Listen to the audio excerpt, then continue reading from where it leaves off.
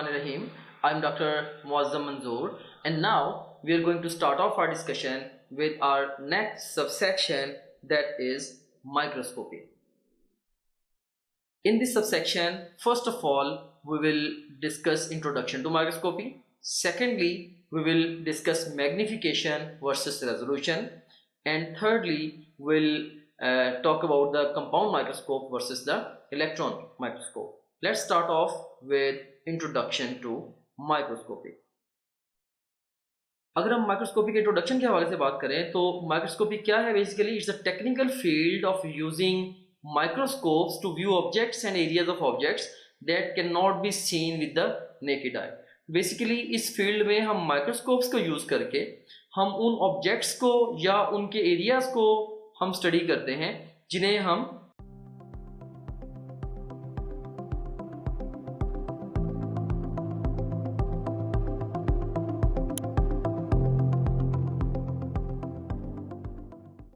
Naked eye की मदद से स्टडी नहीं कर सकते. फॉर एग्जाम्पल, जो लार्जेस्ट बैक्टीरियम भी होगा ऑन द प्लेनेट अर्थ, उसको भी हम नेकेड आई से नहीं देख सकते. उसको देखने के लिए हमें माइक्रोस्कोप का सहारा लेना पड़ता है, राइट?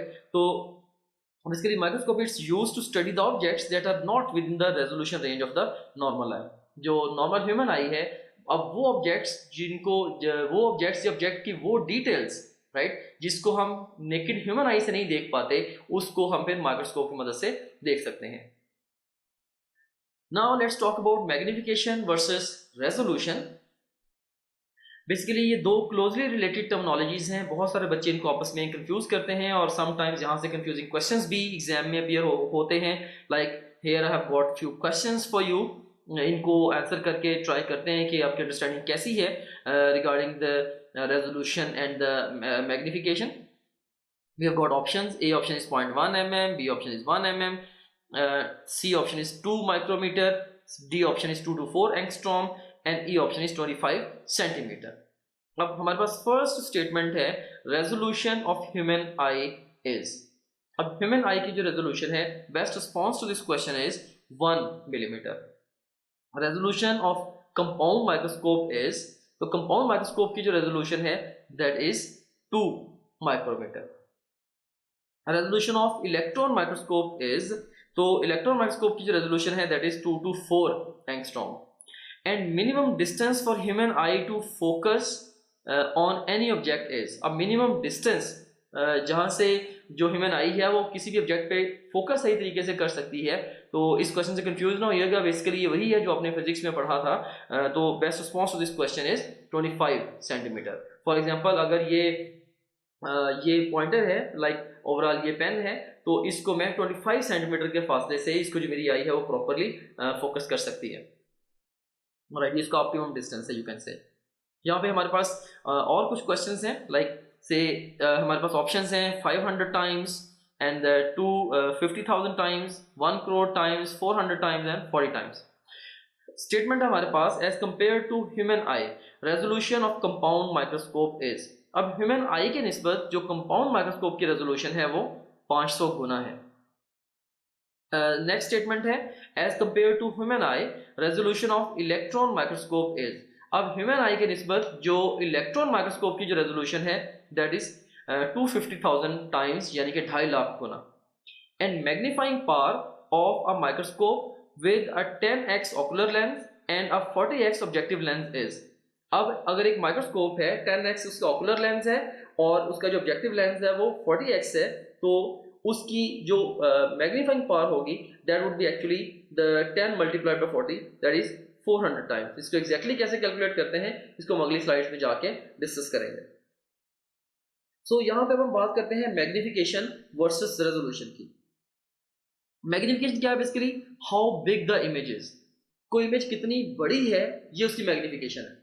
अब बड़ी होने से ओवरऑल उसकी जो क्लैरिटी है वो लाजमी नहीं है कि जैसे जैसे इमेज बड़ी होगी वैसे वैसे ज़्यादा क्लियर भी होगी. हो सकता है कि इमेज बड़ी हो रही हो लेकिन वो हेजी हो रही हो. बिल्कुल ऐसे ही जैसे जब हम कभी किसी पिक्चर को जब हम कई दफ़ा जूम करते हैं बहुत ज़्यादा, तो उसको जूम करने से वो मैग्नीफाई तो हो जाती है लेकिन उसकी जो रेजोल्यूशन है वो कम हो जाती है. जैसे मोबाइल फ़ोन में अगर हम तस्वीर खींचते हैं तो उसमें अगर हम उसको जूम करते चले जाएंगे तो मैग्नीफाई तो होती जाएगी, लेकिन उसकी जो रेजोल्यूशन है वो कम होती जाती है। Like so magnification is how big the image is and resolution is how clear the image is, right. So उसके बड़ा होना और क्लियर होना ये दो अलग अलग चीजें हैं। बड़े होने का नेसेसरली मतलब नहीं है कि वो क्लियर भी है। So you seen here, magnification is taken as 1x for the human eye if object is 25 centimeter apart. Like अगर ये पेन है, ये 25 सेंटीमीटर दूर मैंने रखा है, अब इसको मेरी आई ने जस्ट कह लें कि इसको हम 1x एक्सेप्ट कर लेते हैं, राइट। ये समझ लें कि जो मेरी आई की मैग्नीफाइंग पावर है कि ये 1x है, इसको 1 एक्सेप्ट कर लेते हैं। Now magnification of a compound microscope is variable। अब ऑफ कोर्स डिपेंड करता है कि उसके अंदर किस किस तरह के कितनी पावर के लेंसेज यूज हुए हुए हैं, तो उसकी जो मैग्निफिकेशन है कंपाउंड माइक्रोस्कोप में वेरिएबल होती है। तो हम क्या करते हैं, we multiply the X value of ocular lens with X value of objective lens. जैसे अभी एक क्वेश्चन भी मैंने पूछा था कि ऑकुलर और ऑब्जेक्टिव लेंस की एक्स वैल्यूज दी गई थी, तो अगर हम उनके एक्स वैल्यूज को आपस में मल्टीप्लाई करेंगे तो उस पर्टिकुलर माइक्रोस्कोप की मैग्नीफाइंग पावर आ जाएगी। से अगर हमारे पास मे बी 10 और 40 है रिस्पेक्टिवली, तो मैग्नीफाइंग पावर क्या आ जाएगी, 400 times as compare to the human eye. So ये जो 400x जो आएगी बेसिकली, ये देखिए ह्यूमन आई की निस्बत 400 गुना है, राइट। तो magnification of electron microscope may be up to 1 crore times as compare to human eye.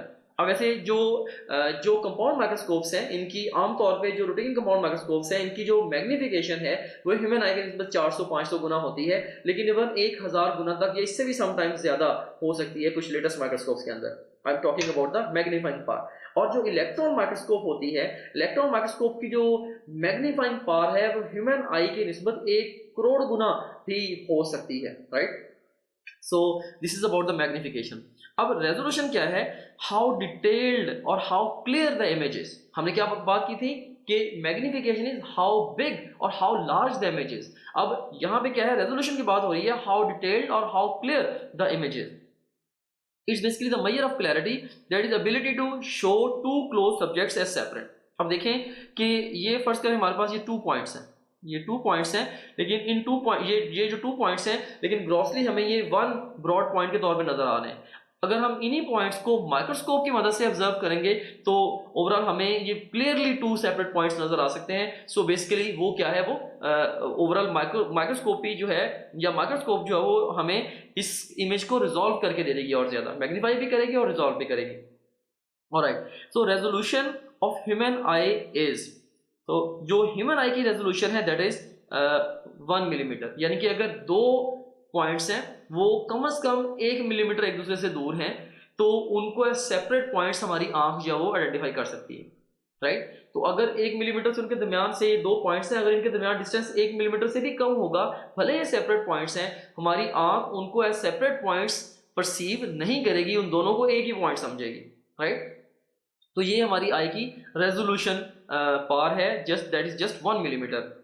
अब रेजोल्यूशन जो है कंपाउंड माइक्रोस्कोप की, ये 2 माइक्रोमीटर होती है। It is 2 micrometre. पहले आई के बात कर रहे थे 1 मिलीमीटर। आपको पता है कि माइक्रोमीटर एक स्मॉलर यूनिट है डिस्टेंस का एज कंपेयर टू मिलीमीटर। तो ये 2 माइक्रोमीटर है, जो कि नेकेड आई की निस्बत 500 गुना ज्यादा है। तो अगर एग्जाम आपसे क्वेश्चन पूछता है कि जो कंपाउंड माइक्रोस्कोप है उसकी रिजॉल्विंग पावर ह्यूमन आई की निस्बत कितनी ज्यादा है, the best response to this question is 500 times, या उसकी जो रिजॉल्विंग पावर है वो 2 माइक्रोमीटर है, बेसिकली सेम थिंग।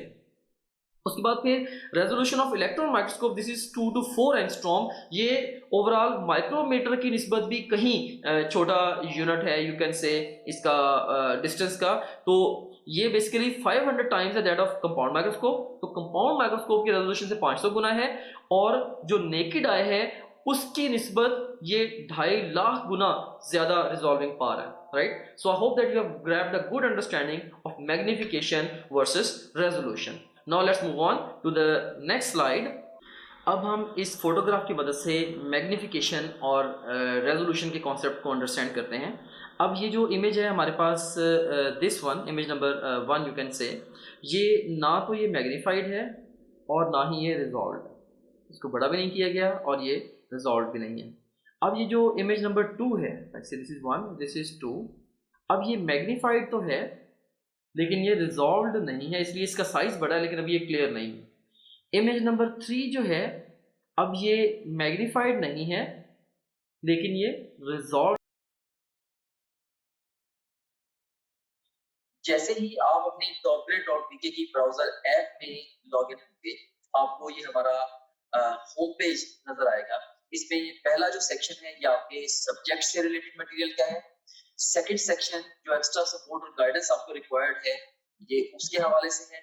थर्ड जो सेक्शन है ये डिफरेंट की स्टैटिस्टिक्स एंड टॉपग्रेड की, जो कि आपका हमारे पे कॉन्फिडेंस इंक्रीज करेंगे।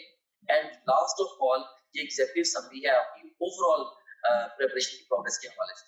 सो सबसे पहले सेक्शन को हम एक्सप्लोर करते हैं। इसमें से आप किसी भी सब्जेक्ट पे क्लिक करें, से हमारे पास ये सब्जेक्ट्स हैं biology, physics, chemistry, English, logical reasoning. इनमें से किसी भी सब्जेक्ट पे आप क्लिक करें तो आपको उस सब्जेक्ट में उसके वीडियो लेक्चर्स, रिवीजन नोट्स और प्रैक्टिस क्वेश्चन मिले। आप वीडियो लेक्चर्स पे क्लिक करेंगे तो उस सब्जेक्ट के सारे यूनिट्स या सेक्शंस आपके सामने ओपन हो जाएंगे। आप किसी भी सेक्शन को चूज करेंगे, उस सेक्शन के सारे टॉपिक्स ओपन हो जाएंगे।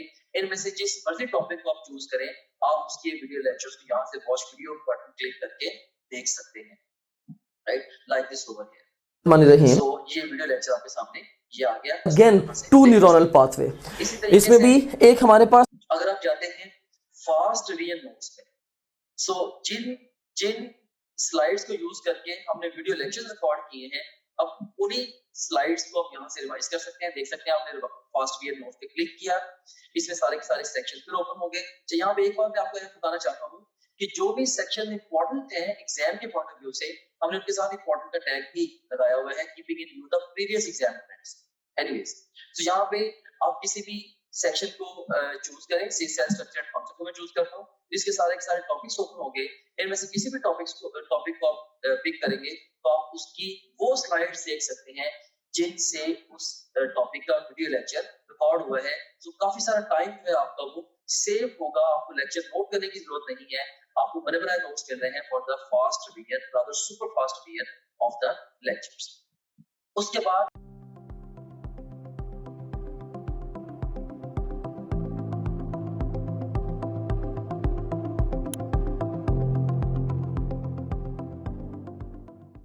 है, सो ये छोटी होने के बावजूद क्लियर है। जबकि जो इमेज नंबर 4 है, यू कैन सीन हियर, ये मैग्नीफाइड भी है और ये रिजॉल्व भी है।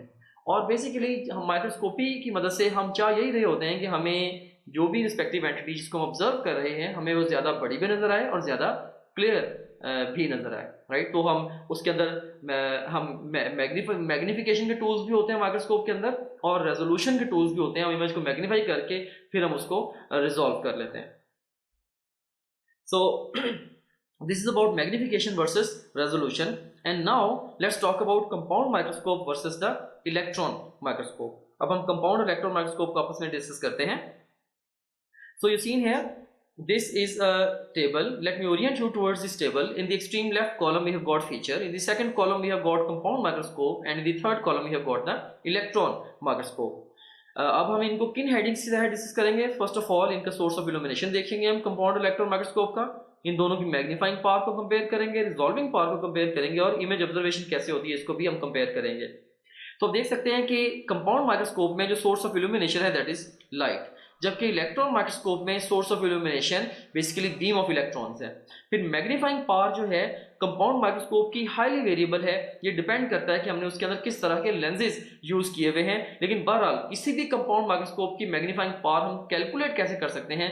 हम एक्स वैल्यू जो ऑकुलर लेंस होगा, यानी कि जो आई वाली साइड पे होगा, उसको मल्टीप्लाई करेंगे with the X value of the objective lens जो कि ऑब्जेक्ट वाली साइड पे होगा। तो इन दोनों वैल्यूज को मल्टीप्लाई करेंगे तो हमारे पास रिस्पेक्टिव कंपाउंड माइक्रोस्कोप की मैग्नीफाइंग पावर ये आ जाएगी। उसके बाद magnification of the electron microscope it may be up to 1 crore times as compared to that of with the human eye, right? एक इंसानी आँख किसी चीज़ के जितने साइज को देख सकती है, उसी साइज को ये 1 करोड़ गुना तक बढ़ा के इलेक्ट्रॉन माइक्रोस्कोप देखने की साइज रखती है। देन रिजॉल्विंग पावर की अगर हम बात करें तो कंपाउंड माइक्रोस्कोप की रिजॉल्विंग पावर 2 माइक्रोमीटर है, जो कि नेकेड आई की निस्बत 500 गुना है। जबकि if you talk about the resolving power of electron microscope तो ये 2 to 4 एंगस्ट्रॉम है, जो कि 500 गुना है that as compare to the compound microscope, और 2.5 लाख गुना है as compare to naked eye. Be careful के एग्जाम क्वेश्चन में क्या पूछता है। तो अगर आप रिजॉल्विंग पावर की बात करें इलेक्ट्रॉन माइक्रोस्कोप की, इसकी वैल्यू भी पूछी जा सकती है जो कि 2 to 4 एंगस्ट्रॉम है, ये कंपाउंड माइक्रोस्कोप की निस्बत कितने गुना है? Answer is 500 Guna. Naked eye की निस्बत इसकी रिजॉल्विंग पावर कितनी है इलेक्ट्रॉन माइक्रोस्कोप की? आंसर इज 2.5 लाख गुना। तो ये तीन अलग अलग डिजिट्स हैं, अलग अलग स्टेटमेंट्स देके आपसे ये पूछे जा सकते हैं। फिर उसके बाद लास्ट पे हमारे पास है जी इमेज ऑब्जर्वेशन। कंपाउंड माइक्रोस्कोप के अंदर हम इमेज को आई पीस के जरिए ऑब्जर्व कर रहे होते हैं, जबकि इलेक्ट्रॉन माइक्रोस्कोप में हम स्क्रीन के ऊपर इमेज को ऑब्जर्व कर रहे होते हैं। और स्क्रीन पे इमेज बनता कैसे है? वो जो भी रिस्पेक्टिव ऑब्जेक्ट होता है जिस पे हमने इलेक्ट्रॉन्स को स्ट्राइक किया है, इलेक्ट्रॉन्स बीम को स्ट्राइक किया है, उन इलेक्ट्रॉन्स की स्कैटरिंग होती है। से अगर हमारे पास ये एक ऑब्जेक्ट है, इसके ऊपर मैंने इलेक्ट्रॉन की बीम स्ट्राइक की, इलेक्ट्रॉन्स की बीम इसके ऊपर स्ट्राइक की, अब इलेक्ट्रॉन्स जो है वो स्कैटर होंगे यहाँ से। तो उन इलेक्ट्रॉन्स को कलेक्ट करके उनके रिजल्ट को कंप्यूट करके स्क्रीन के ऊपर डिस्प्ले दे दिया जाता है, वहां से हम उसको ऑब्जर्व कर लेते हैं, राइट। सो इसलिए हम कहते हैं कि इलेक्ट्रॉन माइक्रोस्कोप की जो ऑब्जर्वेशन है वो स्क्रीन के ऊपर होती है, जो कि हम स्कैटर्ड इलेक्ट्रॉन से कंप्यूट करते हैं, right. So this is about the compound about the electron and compound microscope in comparison हमने डिस्कस कर लिया है। सो इसमें एग्जाम डिफरेंट चीज़ों के बारे में क्वेश्चन पूछ सकता है, लाइक इसके सोर्स ऑफ इल्यूमिनेशन के बारे में कि जी इलेक्ट्रॉन सोर्स ऑफ इल्यूमिनेशन किसके अंदर, इलेक्ट्रॉन माइक्रोस्कोप में, कंपाउंड में या दोनों में। तो इसका आंसर होगा ऑफ कोर्स इलेक्ट्रॉन माइक्रोस्कोप में, नाम से ही जाहिर है कि सोर्स ऑफ इल्यूमिनेशन इलेक्ट्रॉन्स हैं। फिर मैग्नीफाइंग पावर के बारे में डिफरेंट डिजिट्स आपसे पूछे जा सकते हैं कि या मैग्नीफाइंग पावर कैलकुलेट करवाई जा सकती है किसी माइक्रोस्कोप की, उसके ऑकुलर और ऑब्जेक्टिव लेंस की जो एक्स पावर्स हैं, एक्स वैल्यूज उनको देके। फिर रिजॉल्विंग पावर के बारे में डिफरेंट क्वेश्चंस पूछे जा सकते हैं कि ह्यूमन आई की रिजॉल्विंग पावर कितनी है, या कंपाउंड माइक्रोस्कोप की रिजॉल्विंग पावर कितनी है, इलेक्ट्रॉन माइक्रोस्कोप की रिजॉल्विंग पावर कितनी है, इलेक्ट्रॉन माइक्रोस्कोप की resolving power as compare to compound microscope कितनी है, as compare to naked eye, human naked eye कितनी है, एंड सो ऑन। इस तरीके से इमेज ऑब्जर्वेशन किस तरीके से हो रही है इन दी इलेक्ट्रॉन माइक्रोस्कोप और compound microscope. Of course in सारे पॉइंट्स से रिलेटेड जो क्वेश्चंस आपसे एग्जाम में डिफरेंट डिफरेंट वेज में फॉर्मुलेट करके पूछे जा सकते हैं। लेकिन ओवरऑल ये जो माइक्रोस्कोप का एरिया है एग्जाम के लिए रिलेटिवली लो यील्ड है, एग्जाम में क्वेश्चंस के अपीयर होने की टेंडेंसी यहाँ से रिलेटिवली कम है। So that's all about the compound and the electron microscope. I hope that you have enjoyed the process of learning with me. See you soon with another subsection. Thank you very much. हमारा जो most important feature है या teaching tool है, that is our question bank. So अगर हम practice questions पे जाते हैं तो इसमें हम देखें कि आप डिफरेंट डिफरेंट तरीके से टेस्ट दे सकते हैं। सो आप जैसे मर्जी माइंड में डिफाइन कर लें कि आपने किसी एक टॉपिक का टेस्ट देना है, या एक चैप्टर का, एक यूनिट का, क्वार्टर सिलेबस का, हाफ सिलेबस का, फुल सिलेबस का, जो मर्जी सिलेबस आप डिफाइन कर लें, उस डिफाइंड सिलेबस में से 20 तरीकों से आप टेस्ट दे सकते हैं। कैसे?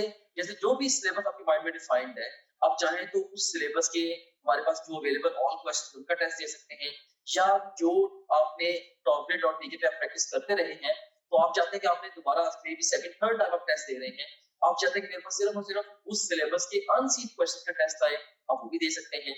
इसके अलावा इनकरेक्ट क्वेश्चन के टेस्ट देते हुए जो सवाल आपके गलत हुए थे, आप उन गलत सवालों का टेस्ट अलग से क्रिएट कर सकते हैं। से अगर आपने फिजिक्स के 20 टेस्ट दिए हैं, उनमें से आपका कोई मे बी आपके कोई 30 क्वेश्चन रॉन्ग हुए थे, उन 30 रॉन्ग क्वेश्चन का इकट्ठा टेस्ट भी आप क्रिएट कर सकते हैं। और इसी तरीके से जो जिन क्वेश्चन को आपने टेस्ट के दौरान बुकमार्क किया है, तो उनका टेस्ट कॉल कर सकते हैं। जो टेस्ट आपने अटेम्प्ट किए थे क्वेश्चन, उनका टेस्ट कॉल कर सकते हैं, अनअटेम्प्टेड का, और इवन यानी कि टेस्ट देते हुए आपने जिनको अटेम्प्ट किया था और टेस्ट देते हुए जिनको आपने अटेम्प्ट नहीं किया था, ये अनसीन से डिफरेंट है। अनसीन का तो मतलब ये है कि वो टेस्ट में कभी आए नहीं आपके। इसके अलावा आप देख सकते हैं कि इवन पास्ट क्वेश्चन का बहुत बड़ा पूल यहाँ पे मौजूद है। अगर हम गौर करें, देखें कि ई कैट के, नम्स के, NMD CAT, AKU, MD CAT Punjab के और ईटा केपीके के, ये इवन जो पीएमसी के जो सैंपल पेपर्स हैं, उनके टॉपिक वाइज पास्ट क्वेश्चन देखें यहाँ पे मौजूद है ओवरऑल। अब किसी भी टैब पे क्लिक करें, सारे के सारे एक्चुअल पास्ट क्वेश्चन है वो आ जाएंगे। ऑफ कोर्स ये सारे के सारा बड़ा इंपॉर्टेंट टूल है, क्योंकि पूरे पाकिस्तान से बड़े मेन एग्जामिनर्स ने, बड़े सीनियर एग्जामिनर्स ने ये डेवलप किया होगा। एनीवेज, इसमें से किसी भी आप टॉपिक को चूज करें, से मैं यहाँ पे सारे टैग्स को चूज कर लेता हूँ, तो हमारे पास ये सारे के सारे टॉपिक्स आ गए। इनमें से किसी एक टॉपिक को मैं चूज करूँ, या एक सेक्शन को, या मैं मल्टीपल सेक्शन को चूज करूँ, तो मैं उसका टेस्ट दे सकता हूँ। से मैंने 2 सेक्शन चूज किए, इसमें से सेम है कार्बोहाइड्रेट्स और प्रोटीन्स, इनका टेस्ट देना चाहता हूँ, या ओवरऑल मैं सारे सेक्शन का टेस्ट देना चाहता हूँ, वो मैं दे सकता हूँ। या मैं डिफाइन करूंगा, मे बी जी मैंने 50 एमसीक्यू का टेस्ट देना है, तो ये 50 एमसीक्यू का टेस्ट आपके सामने ये क्रिएट हो गया। सो ये आपके सामने आ गई है जी टेस्ट की स्क्रीन, जिसमें आप देख सकते हैं कि ये ईटा केमिकल का फर्स्ट क्वेश्चन है, ये स्टेटमेंट है, ये ऑप्शंस हैं, इसमें ओवरऑल ये देखिए कि इसमें अगर आपने पिक किया तो आपका ये करेक्ट आंसर भी सामने आ गया। अगर आप इसकी एक्सप्लेनेशन देखनी है तो वो भी आप देख सकते हैं। इसके अलावा ये क्वेश्चन वेरीफाइड है बाय आवर टीम, इसको अगर आप चाहें बुक मार्क कर सकते हैं। इस क्वेश्चन से रिलेटेड डिफरेंट स्टैट्स यहाँ पे आ रहे हैं वगैरह वगैरह। यहाँ से आप नेक्स्ट क्वेश्चन पे जा सकते हैं, जरूरत पड़े तो आप यहाँ से प्रीवियस क्वेश्चन पे जा सकते हैं और फिर अल्टीमेटली जब आप चाहें आप टेस्ट को फिनिश करके इवन रिजल्ट को भी व्यू कर सकते हैं। ऑलराइट, सो इस तरह से ये टेस्ट आपने इसको रिजल्ट को व्यू कर लिया। एनीवेज, इसके बाद अब हम चलते हैं दोबारा अपने होम पेज की तरफ। सो आप किसी भी जितने भी आपका सब्जेक्ट्स हैं, बायोलॉजी, फिजिक्स, केमिस्ट्री, इंग्लिश और लॉजिकल रीजनिंग, इन सब सब्जेक्ट्स के आप वीडियो लेक्चर्स, वीडियो नोट्स और अनलिमिटेड एमसीक्यू प्रैक्टिस यहाँ से कर सकते हैं। जितने भी आप प्रीवियस टेस्ट जो भी टेस्ट आपने दिए होंगे, अगर आप प्रीवियस टेस्ट पे क्लिक करेंगे वो सारे टेस्ट आपके यहाँ पे आ रहे होंगे। इसके अलावा जो आपकी जो ओवरऑल प्रोग्रेस है उसकी जो डिटेल है वो सारी की सारी यहाँ पे आ रही है। डिफरेंट सब्जेक्ट में आप कैसे जा रहे हैं, डिफरेंट सब्जेक्ट्स में, डिफरेंट चैप्टर्स में और डिफरेंट टॉपिक्स में आप कैसे जा रहे हैं, वो सारी की सारी डिटेल यहाँ पे आ रही है। इसके अलावा फुल लेंथ पेपर्स हैं जो कि जस्ट लाइक रियल एग्जाम है। यहाँ से किसी भी फुल लेंथ पेपर को किसी भी टाइम पे लॉन्च कर सकते हैं, अपनी तरीके शुरू पे या इवन मिड सेशन में जाके नियर द एग्जाम आप इन एफएलपीस को जब चाहे आप अटेम्प्ट कर सकते हैं। उसके बाद फिर सपोर्ट मटेरियल है, इसमें इनको वीडियो रिव्यूज हैं, डिफरेंट स्टूडेंट्स हैं जिन्होंने टॉप ग्रेड से पढ़ा वो आपको गाइड कर रहे हैं। हमारे सिस्टम के हवाले से भी, ओवरऑल तैयारी के हवाले से भी आप उन बच्चों से गाइडेंस ले सकते हैं। इसके अलावा हमारे ये टेस्टिमोनियल्स हैं जो पूरे पाकिस्तान में हजारों स्टूडेंट्स हमसे पढ़ रहे हैं, वो हमारे बारे में क्या कहते हैं उसकी डिटेल यहाँ पे आप देख सकते हैं। इसके अलावा सिलेबस यहाँ पे गिवन है, अगर आप कंटेंट देखना चाह रहे हैं हमारे कोर्स का वो सारे के सारे यहाँ पे ओवरऑल जो विजिबल है। And in addition to that study schedules बड़ा एक अहम फीचर है, अहम मॉड्यूल है। इसमें 90 डेज, 60 डेज, 30 डेज और इवन 50 डेज का एनएमटी का स्केड्यूल मौजूद है।